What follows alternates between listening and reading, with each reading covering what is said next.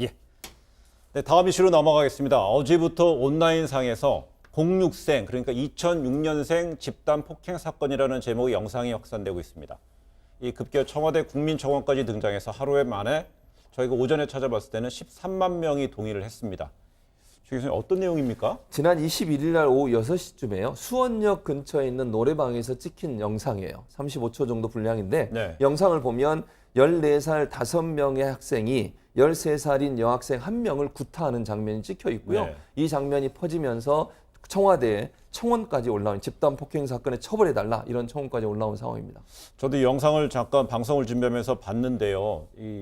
좀 쉽게 보진 못했습니다만 피해자가 부상을 입은 것으로 보이는데도 이 폭언 등은 계속되고 있습니다.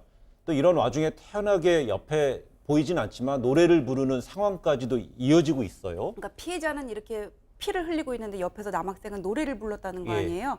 이 친구들이 보니까 06학번도 아니라 06년생이더라고요. 네. 중학교 1학년, 2학년 그 나이 때인 것 같은데 네. 질풍노도의 시기 초입부라고 얘기하잖아요. 이때 보면은 뭔가 이렇게 상대방의 아픔에 공감하는 능력이 좀 떨어지고 예. 세상의 어떤 선과 악을 그런 또래 집단의 어떤 기준에 맞춰서 재단하는 경우가 많아요. 그래서 예.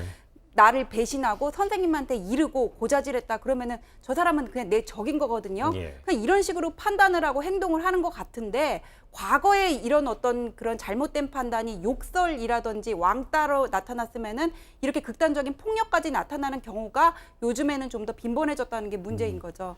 그래서 저희가 이 35천 분량 영상을 보면 앞뒤 상황이 명확치는 않아요. 그렇지만 분명한 건 누군가에 의해서 촬영은 된 겁니다. 그렇죠? 그렇습니다. 이 영상이 어떻게 퍼졌냐 알아봤더니 가해 청소년을 아는 지인이 SNS를 통해 최초로 공개를 했다고 합니다. 예. 그렇다고 하면 가해자 중에 한 명이 찍었을 가능성이 높아요. 물론 지금 예. 완전히 명확하게 확인된 건 아닙니다만 예. 가해 청소년을 아는 지인이 올렸다고 하면 네. 아마 가해를 하는 과정에 누군가가 이걸 찍어서 본인 지인에게 넘겨줬을 것이고 그 지인이 받아서 이것을 SNS에 올린 것으로 그렇게 판단할 수 있을 것 같습니다.